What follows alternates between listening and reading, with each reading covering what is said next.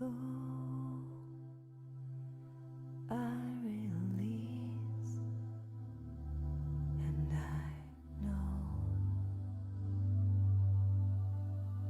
I forgive,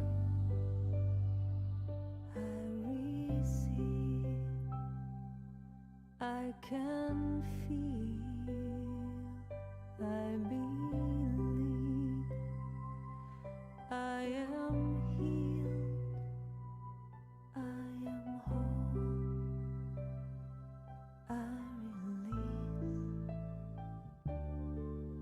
I know.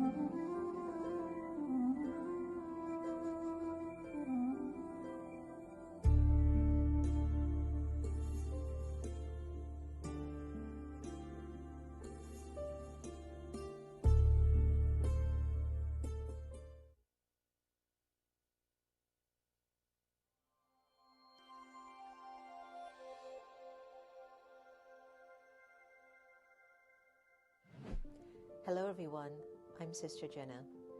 A few years ago I had a vision. The vision was comprised of witnessing members of Congress really going through a very tumultuous time. I had envisioned that within the walls of Congress there were questions about trust between themselves, but there was also the question of trust with Americans and the leadership of the country. So I went about to search for members of Congress who would be open to share with me the depths of their heart, what was at the base of their conscience. And I came across some of the most beautiful people that I walked away with this experience that our country is in good hands. Here we are many years later, maybe about 4 or 5 years later, after I had actually initially recorded Soul Talk on the Hill. And we're witnessing stuff that we have never seen in the United States of America. Trust within the walls of the United States Congress is at the all-time lowest it has ever been. As you know, just a few weeks ago, there were riots on the Capitol Hill. It was an insurrection. There were a lot of people hurt emotionally, mentally, physically. Soul Talk on the Hill invites me into the walls of the halls of Capitol Hill to sit and have a heart-to-heart conversation with members of Congress about what matters to them the most, what's at the base of their heart, their character, the content of their deepest, most innermost feelings. Never before has there been a meditation expert or an emotional wellness expert or even a yogi soul, however you want to put me in whatever label you want to. But there's never been someone like me that's been given the trust and the honor to enter into the walls of Capitol Hill and have a heart-to-heart conversation with our congressional leaders. What I love about Soul Talk on the Hill, it makes us see them for who they really are. Put aside all the political jargon that goes on. We get to see really who are the people that are creating our policies, voting for our rights. These are good people. And given the opportunity to really speak from the depths of their heart, the country, our cities, our districts will continue to keep thriving. As See Good TV re-releases this season of Soul Talk on the Hill, it is my pure wish that you sit back and relax and enjoy each of the episodes. Just go into the content, the questions, their expressions. You'll learn a lot about these people. They're good people. For anyone right now, it's a hard time. Globally, in the United States, it might be even more so, one of the hardest times it has ever endured. But I know that we will prevail, and I know that we will succeed. Soul Talk on the Hill is to invite you to give our congressional members a second chance, to begin to find ways to communicate with them from matters of heart and not matters of the political spectrum. What's more important than anything is what is the need of the time internally, and how does my conscience and my heart find peace in my choices? Soul Talk on the Hill asks important questions, and the congressional leaders gave very profound answers. If you've got any comments or anything you'd like to share, please feel free to let us know. We would love to hear your feedback. Soul Talk on the Hill is not endorsing any political parties or any candidate. It is simply having a heart-to-heart conversation with those who gave me the permission to come into the sacredness of their office and delve into their hearts. Enjoy Soul Talk on the Hill. Be well. Be safe. God bless you. Please take care of yourselves.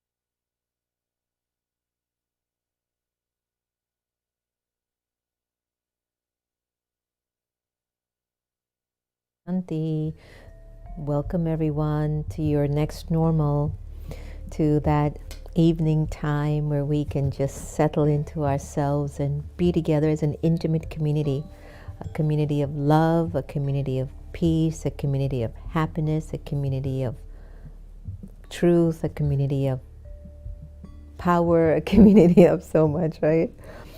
How was your day today? How did everyone do today? Please give me some good news that it was just a remarkable day. I hope it was for you. Congratulations to Hina, who we just heard. She came by. She's got a new job, but it's in Austin. So many of Baba's amazing, wonderful souls are leaving us. You know, Naveen is going to India. Navata is going to Florida. Hina is going to Texas. Who's the other one that's leaving? The Nuja went back to India. This is supposed to be the gift of happiness, but look at how I'm feeling like, But you know what? I'm happy that they have gotten a job. The fact that so many individuals lost jobs in December of 2020, now that they've gotten a job and we're just in February, they're doing well. They're doing great. So congratulations to them. I was teasing Brother Naveen today. I go, you're going to India and you're leaving us. Can't you have a little bit of attachment to us, man? Why do you have to have all this pure love for us that you can just go like that? It's not fun. He was laughing, you know. Today's this discussion on the gift of happiness, I was telling the brothers, when am I going to talk about happiness? I don't know how to talk about happiness.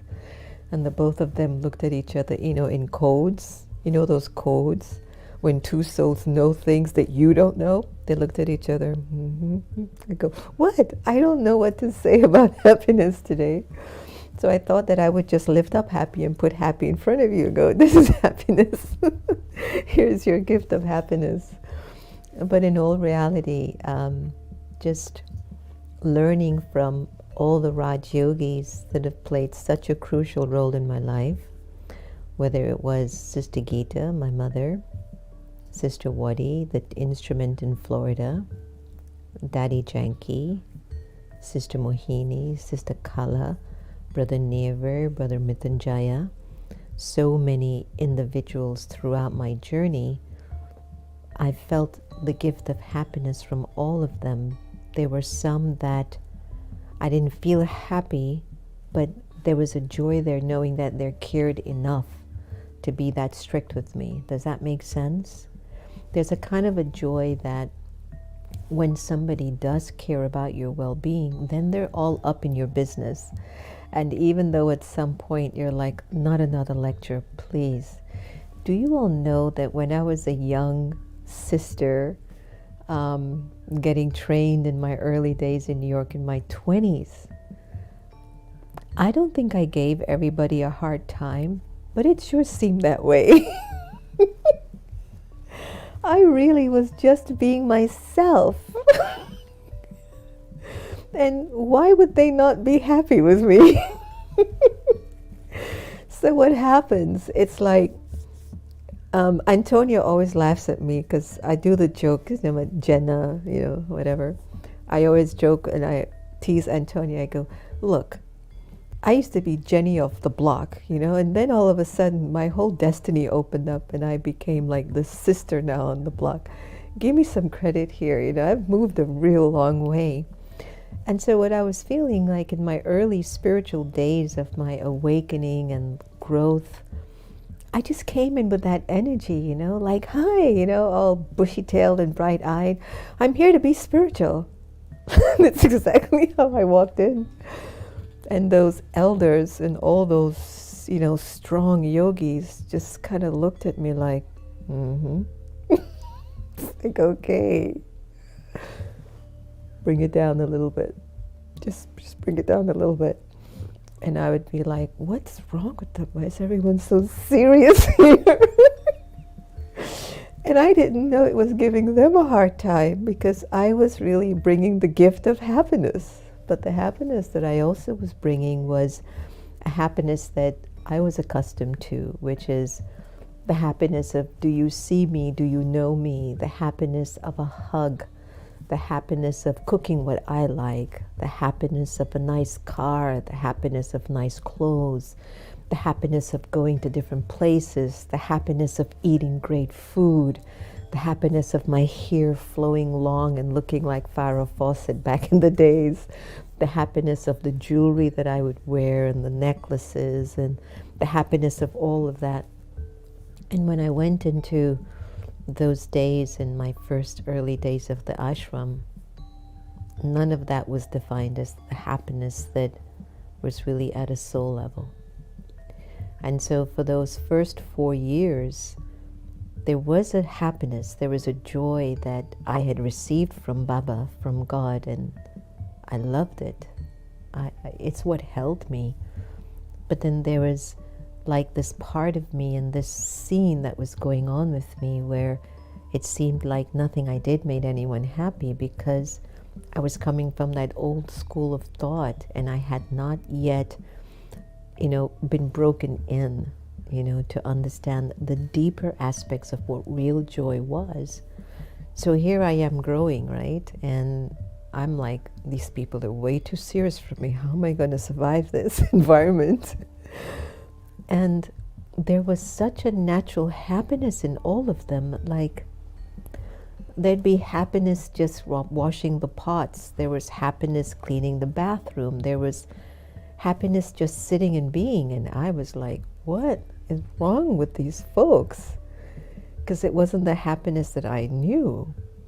And so when I was given the duty to clean the toilets and to, scrub the floors in the kitchen and to make sure the kitchen was clean, I was like, do they understand how much I've done, where I've gone? And I'm like scrubbing away, and my nails used to look so good in those days. And it was like, and after a while, everyone, after you've cleaned enough bathrooms, I remember when I first got these big pots to clean, I was like, who's going to clean that?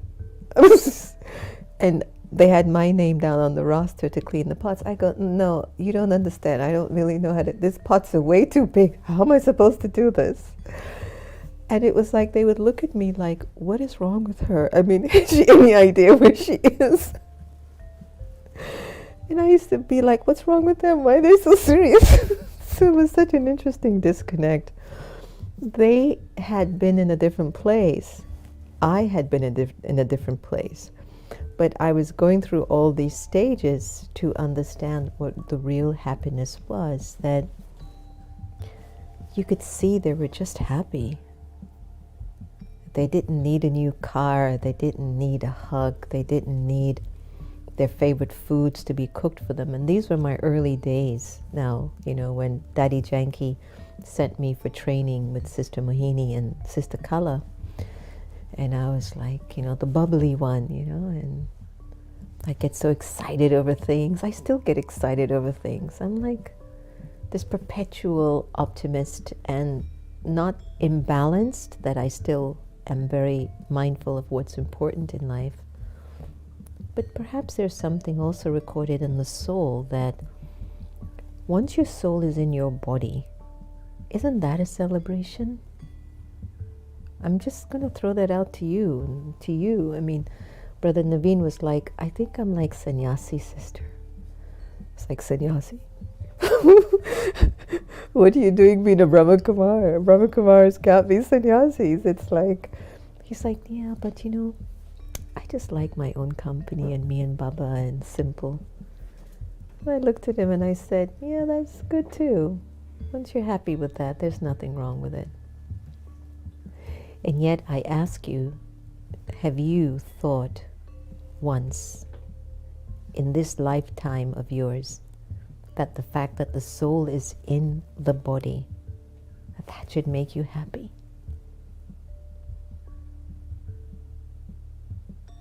Isn't that a gift? I'm in my body. I can see you. I can hear you. I can touch you. I can smell you. It's like, isn't that happiness?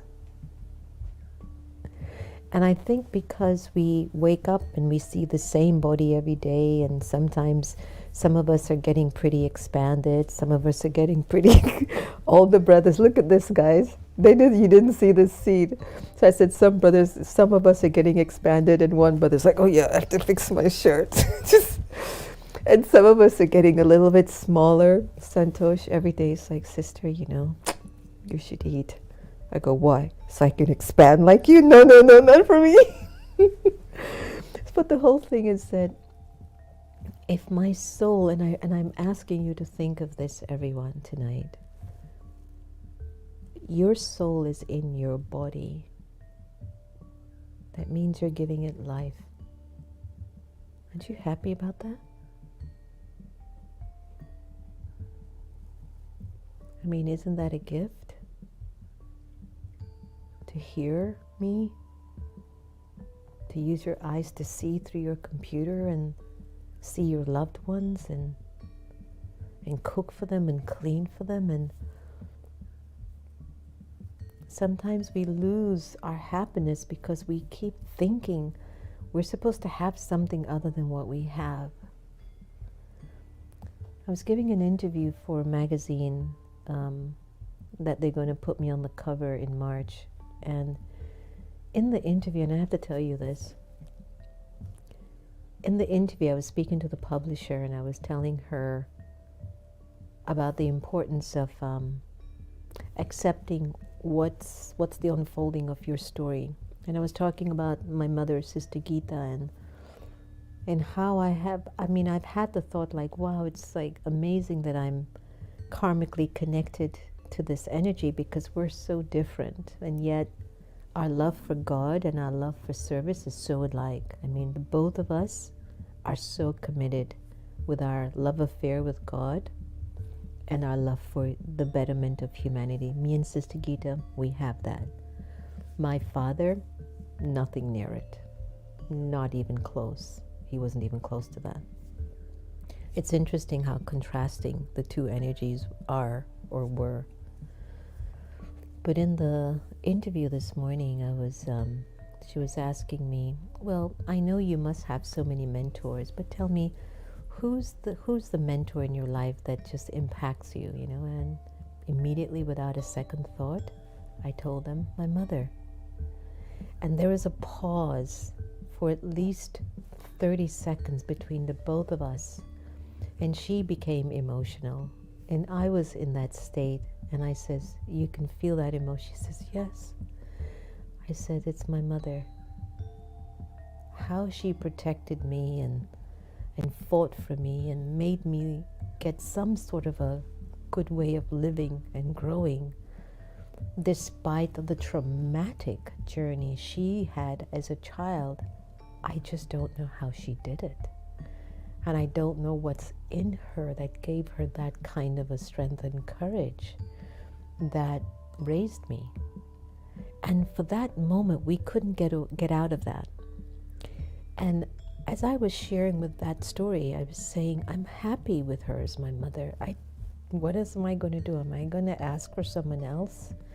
Am I going to wish for someone else? That would be stupid of me to do that, because there must be a reason why I karmically attracted that energy in my life.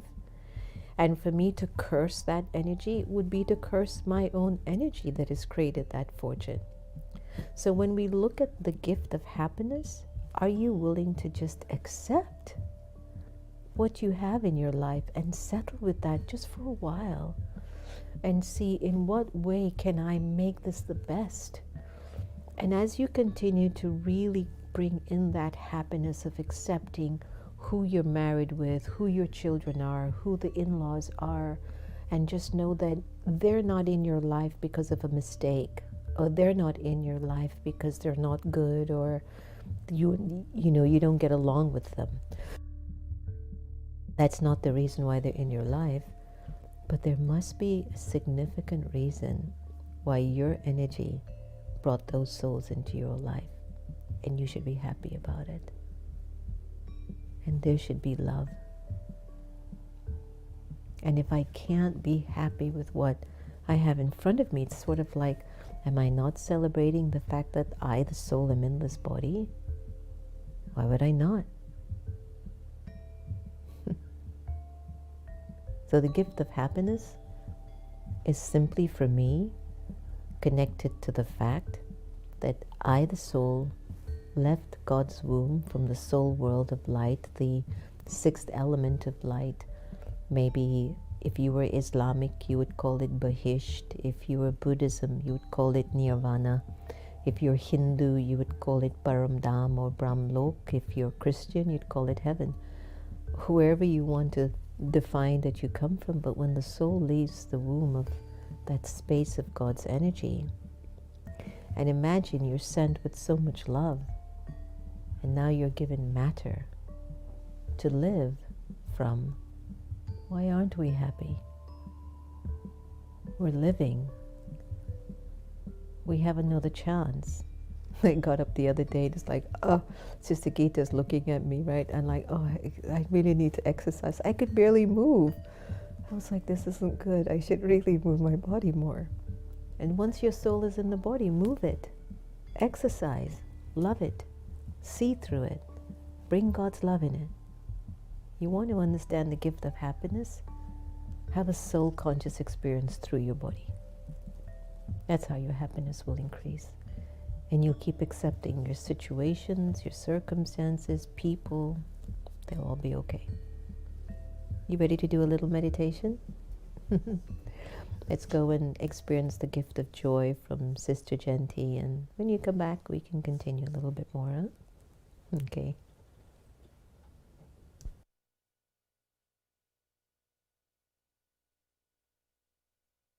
Let's now turn inwards and awaken the original quality of happiness, of joy within the self.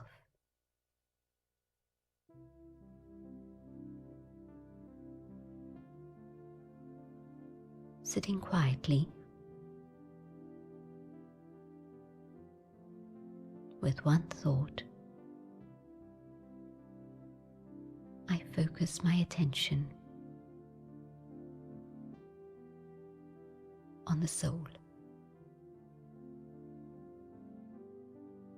I, the eternal being, the being of peace.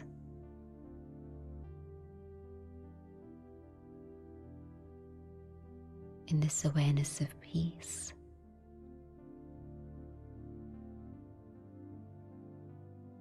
I move beyond the limits of my physical body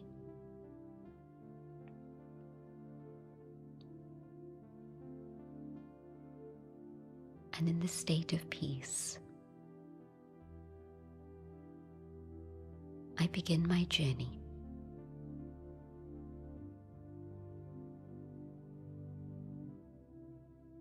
I dive below the surface of the waves to discover the treasures within.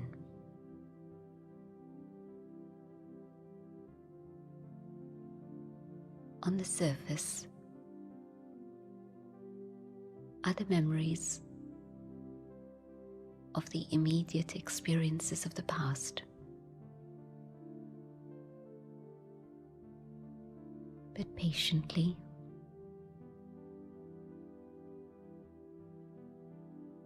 I decide for a while not to ponder over these, not to spend my valuable moments of silence contemplating the memories of sorrow, but to see what there is further down, deeper within.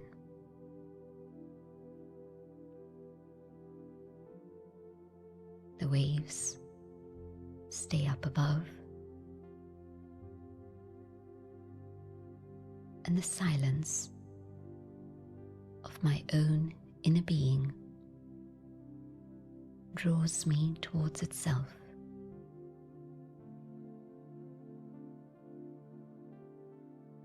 And as I come to the core of my being, I see that here, at the very heart of my being, there is beauty,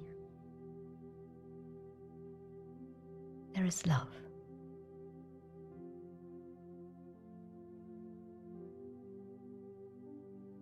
and I can feel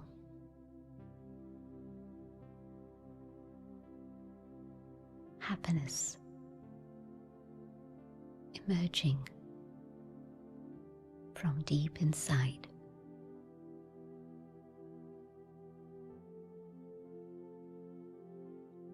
I begin to touch the treasure of joy, knowing that this is my eternal state.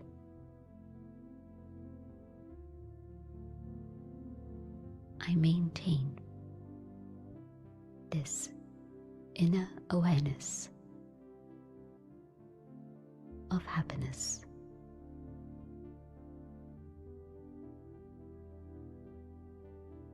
Om Shanti.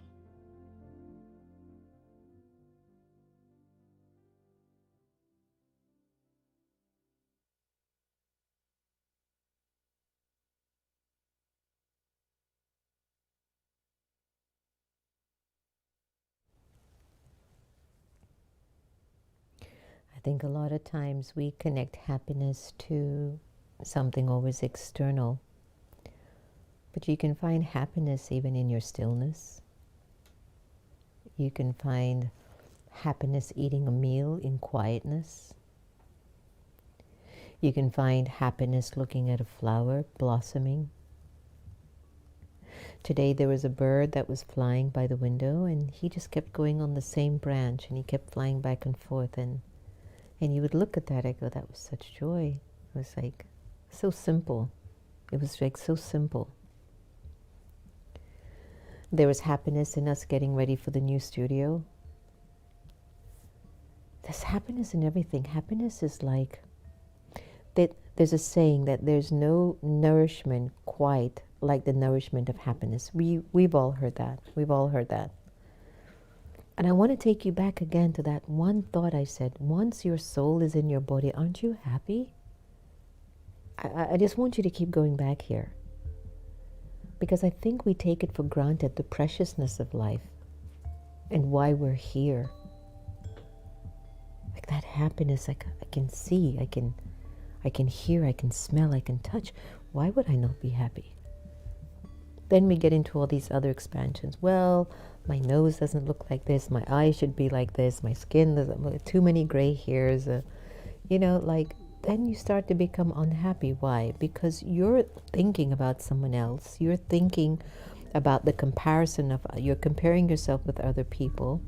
You feel that because that person's on the front cover of the magazine, or that person won the Grammy or the Oscar, or the person dresses in this garb and walks out there with Giorgio Armani's or the Tiffany collection or the diamonds. Oh my God, that's happiness. Look at them.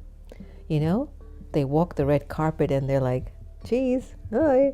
And you're like, yeah, I think that's happiness. No, it's not. And it's messed a lot of people up.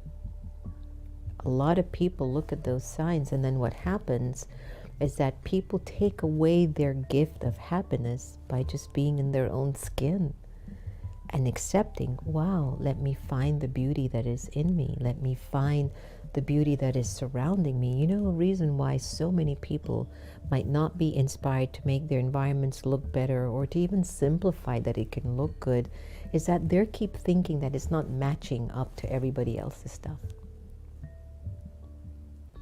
So that whole energy of wanting what others have or wanting more, it's stripping the natural nourishment of the soul. Like actually, if you took away all of that, I bet you'd just be happy, okay? If there was nobody else and nothing else around, wouldn't you just be happy with what you have? But because we keep seeing this, oh, that looks good, that looks... Yeah, I get it. I get it. But now we have that opportunity to just go, but I'm happy just being here. I'm happy just making a meal, just cooking for the folks that I love. When was it I made pancakes? Was it last night? We were so hungry. We were like, gosh, I'd love to do something. We just made pancakes. You should have seen all of us sitting go, it's so good, it's so good. We're all so happy, eating. Some eat pancakes with a knife and fork. I won't tell you who. And some eat their pancakes like they're from Hyderabad. I won't tell you who. And there was little Sister Geeta, a whole pancake already in her plate, and she's looking at what other brothers are having in my plate. But I should have some of your pancakes. So we all looked at her. Well, finish yours first, no? Yeah, but that would give me some of that. And we just looked at her like, eat your pancake, and then I can make you some more. It goes back to that thing. You have everything in front of you. She's like, can I, brother? Don't eat that, but that's my pancake. And there's a whole pancake in front of her. It takes away your happiness when you stop appreciating just what you have. Now, I'm not saying that the soul doesn't keep thriving or striving for more. It's supposed to do that. The soul is energy, right? So when the soul catches a thought, you have to check that the thought isn't encouraging you or telling you to do what you're supposed to do or go for what you're supposed to go to because, Mr. Jones has that. I don't have it. Or did you see what they did? We should do that too, or more. But the thought that you're getting from the divine, it should just be like, so tell me, what's next for us? I got that from Daddy Prakash Mani, one of my spiritual mentors. Every year when we would meet Daddy Prakash Mani in Mount Abu in Madhuban, after the meeting, she would just sit in this beautiful, powerful position and she would say, what next? What next? She's not looking at what others did or didn't do or should have done. She's waiting for Baba to say, what next? And even with us, as we're moving into different stages, we're like, what next? What did we do that was in alignment with our goodness and with our spirit and with our purity? And that's what we've all been trying to meet about. What did we do last cycle? So we were trying to get the new studio. We're kind of putting it together. And yes, and just today we were talking, and there is a picture that has the eternal, what is it called, Santosh? The eternal cycle, like the cycle of 8, and it takes you throughout the whole journey of life.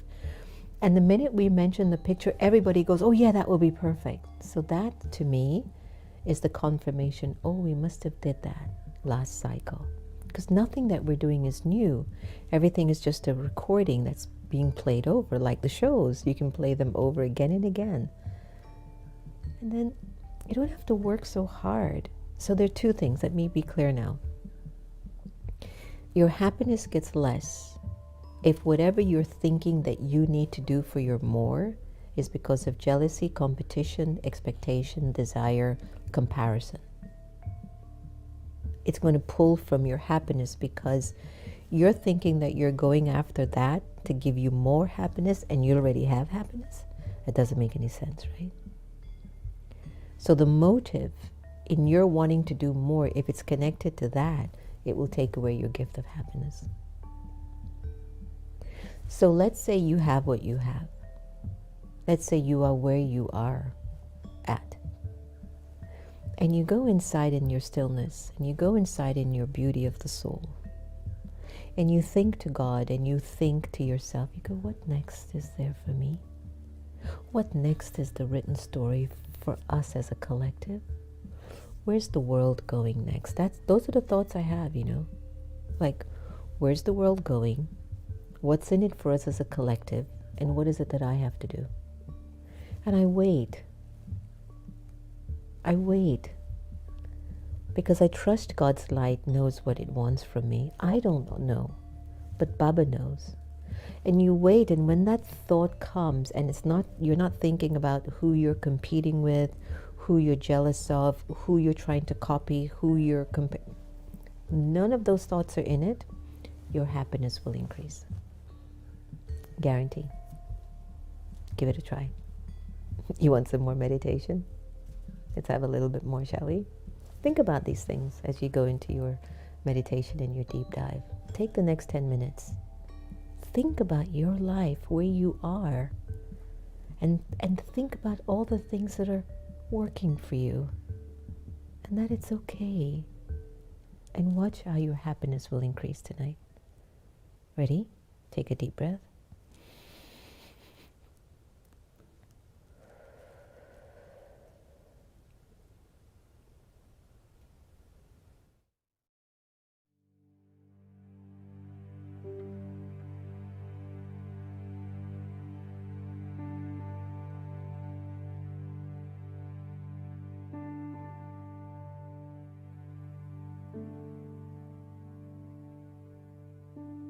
I allow my body to rest.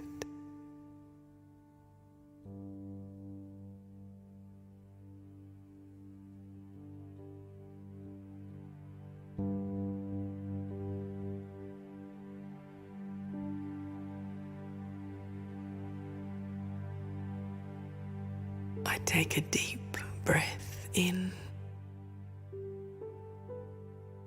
and as I breathe out, I release any tightness or tension that I'm holding in my body.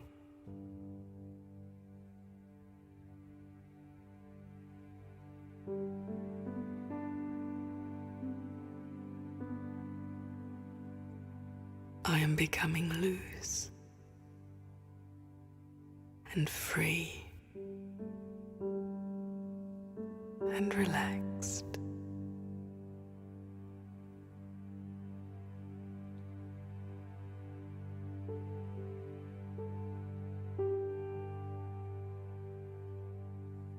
I allow my thoughts to settle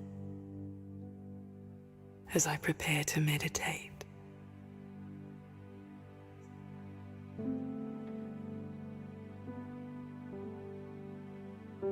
I let my mind rest.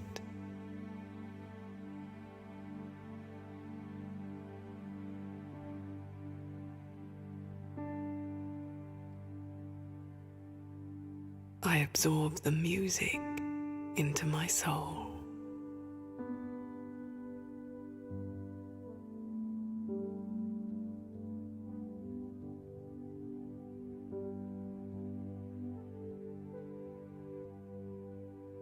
I listen to the gentle sounds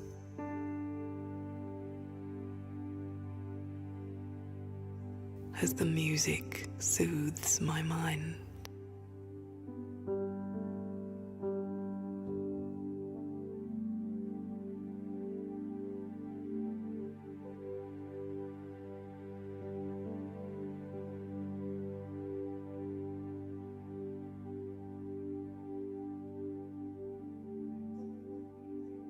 And I relax completely.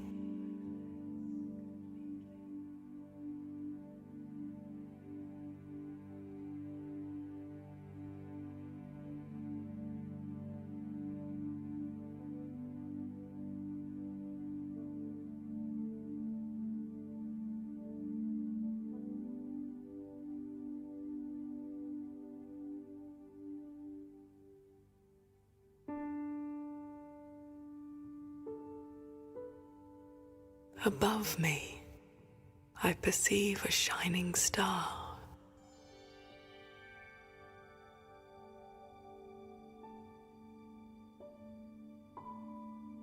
A star radiating infinite light from a central point.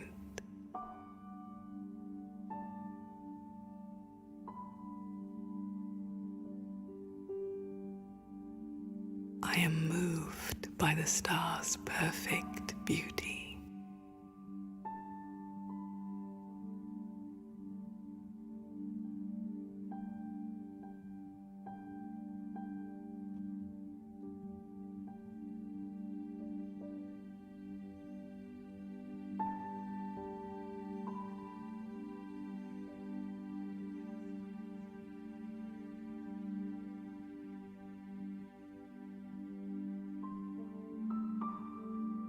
The star's light is drawing me like a magnet,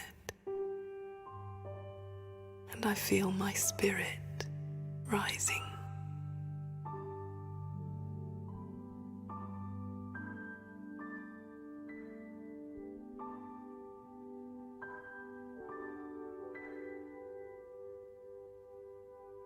Breaking free from my bodily restrictions, my spirit flies upwards towards the star.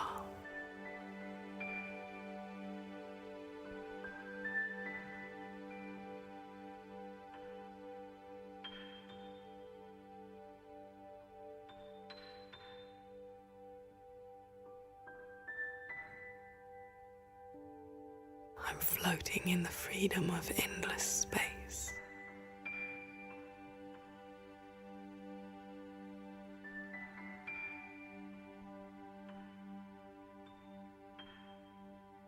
The star attracts me closer to itself.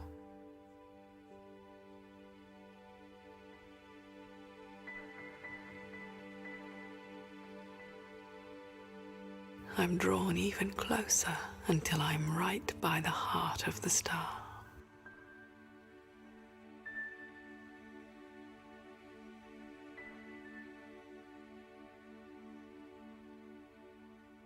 I'm surrounded by a soft, silvery glow.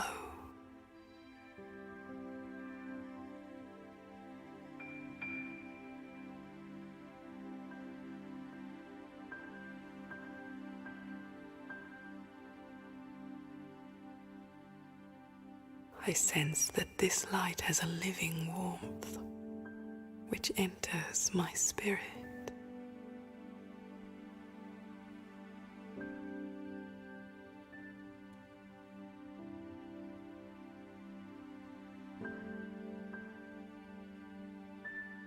I know this star is a gift from God,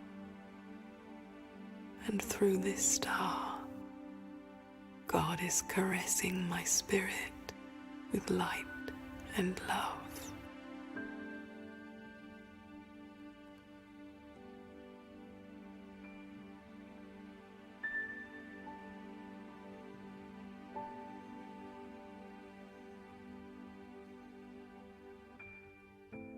Within this light and love, my spirit rests peacefully.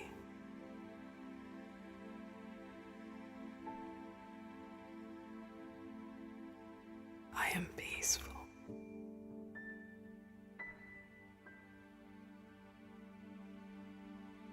I am content.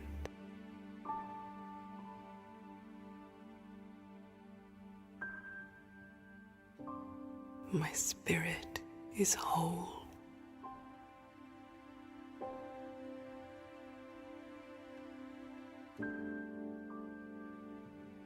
My spirit is healed through God's love and peace.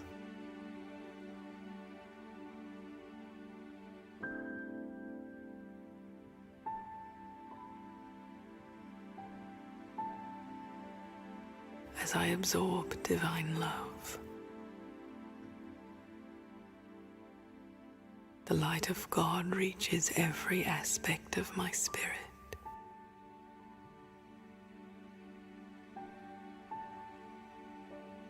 I allow God's loving light into every dark corner.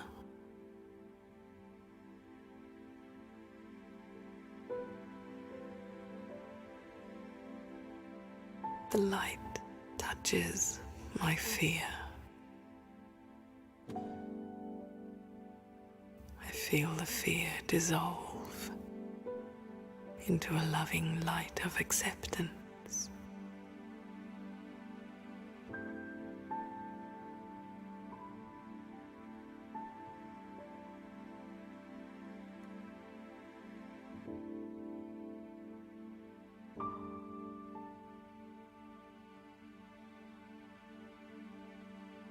I absorb loving divine light into my dark moods of anger, and I feel a growing easiness and tolerance in my spirit.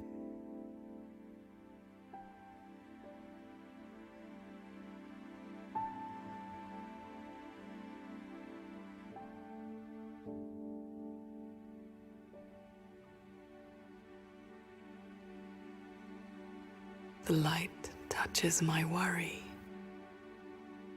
and I let go of my concerns for the future.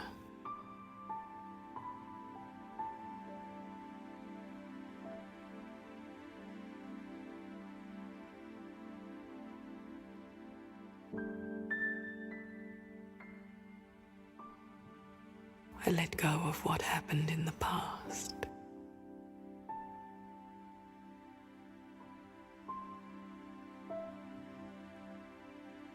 And I become peaceful, carefree.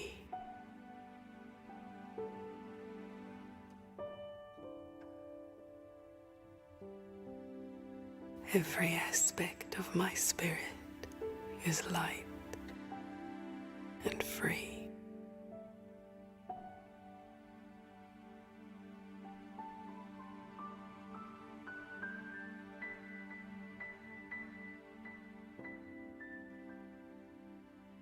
I have absorbed light and peace deeply into my spirit,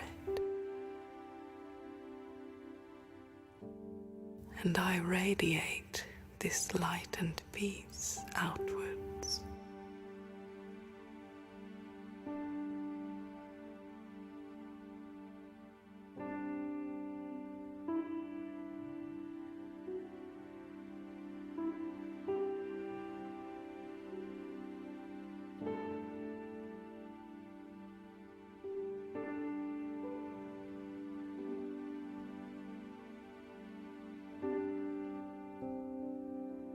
I rest a while in the gentle, loving light of God.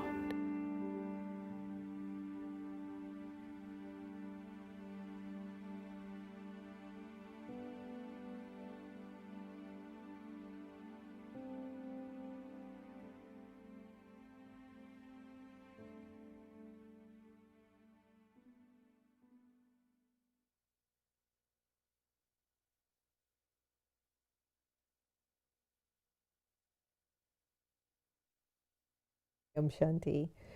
Welcome back, everybody. So the brothers are here having a discussion about smartphones and Apple and how much it's valued. And they're like, they're just making you addicted to it, you know? And I looked at the two brothers, I go, did they put a gun at your head to buy these things? And then I'm laughing with Naveen and goes, look what's in your hand. Not even a godly Murli. You have an iPhone. He put down the iPhone immediately, like, yeah. Look, happiness is like this. Believe it or not, do you think Naveen is going to be holding his smartphone if it didn't give him happiness? Is he going to be holding that smartphone because it's like so painful? These people have us addicted to these smartphones. I don't like them, you know? Why is he holding the phone in his hand? The gift of happiness. Sometimes what we have gives us happiness. And that's it. Thanks to Steve Jobs for making me addicted to a smartphone. Thank you for the inventor of Facebook and Twitter and whatever. Thank you for the guy who created the Sony camera and the lighting. Thank you. Thank you for the heat in the room. Thank you to Happy for being such a good pup. Very nice. Celebrate. So, that same iPhone might have saved your life. Maybe the same iPhone is giving you a job. Maybe that same iPhone is making you connect to loved ones. A few weeks ago, there's this big thing about deleting WhatsApp. WhatsApp's going to take all your data. Then everybody's like, go to Signal, go to Telegram, go to this. And I remembered I'm on this group with all of our AM guests, and I just sent a message, okay, so WhatsApp might be taking your data, and I don't know, or they might be doing whatever with your data, but you think that the governments don't already know what you're up to? One. Second thing is, did you ever tell WhatsApp thanks for making you able to call your family for free on video to see them? I says, come on, we've got to come from a different attitude. Okay, WhatsApp has made us connect to people like you wouldn't believe for free. And video.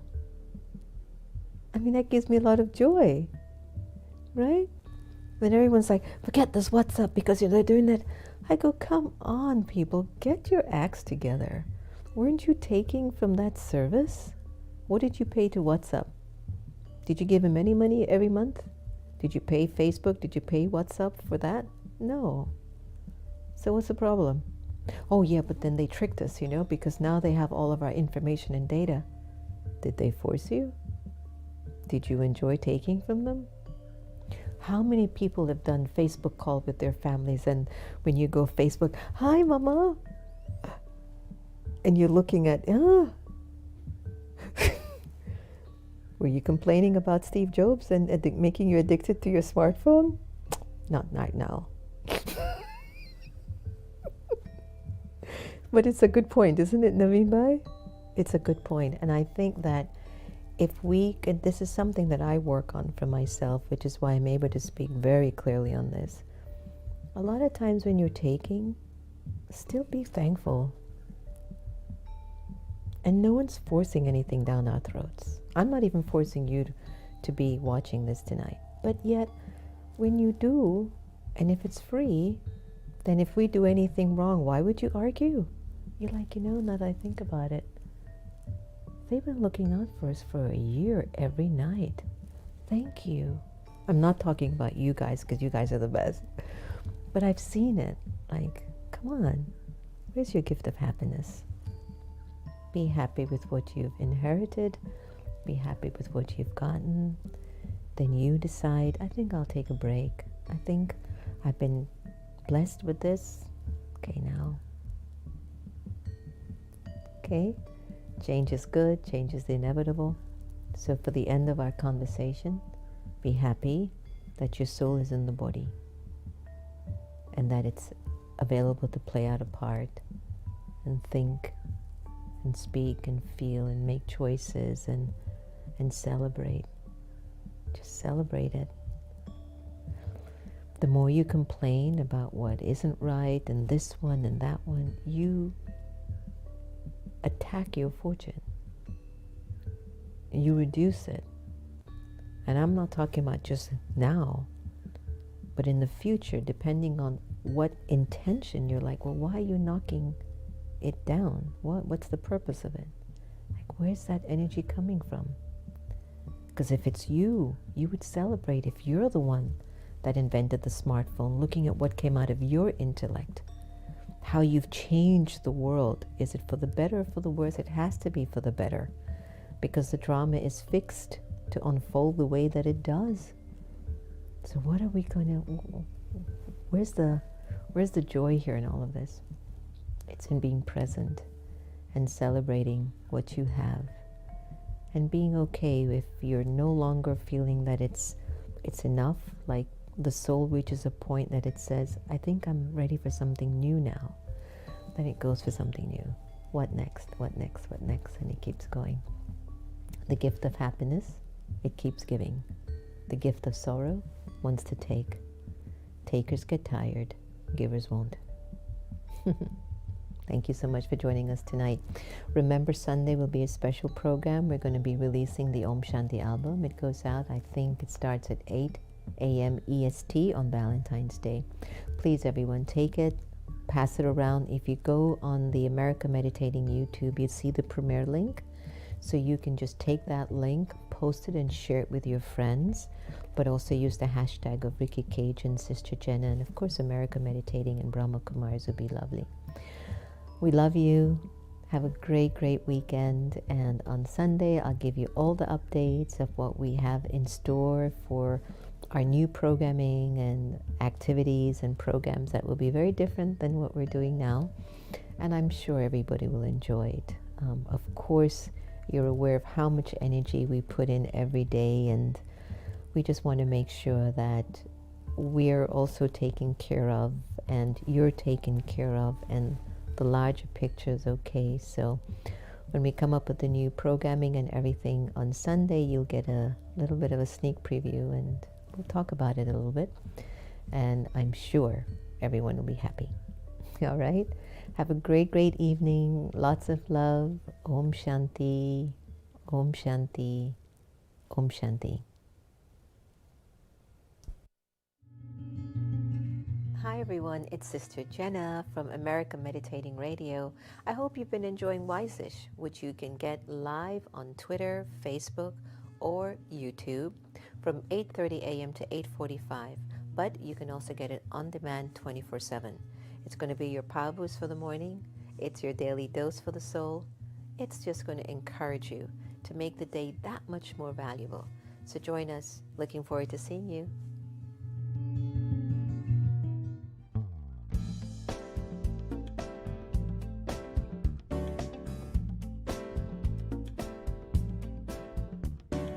Thank you for this day, Spirit. Thank you for this day.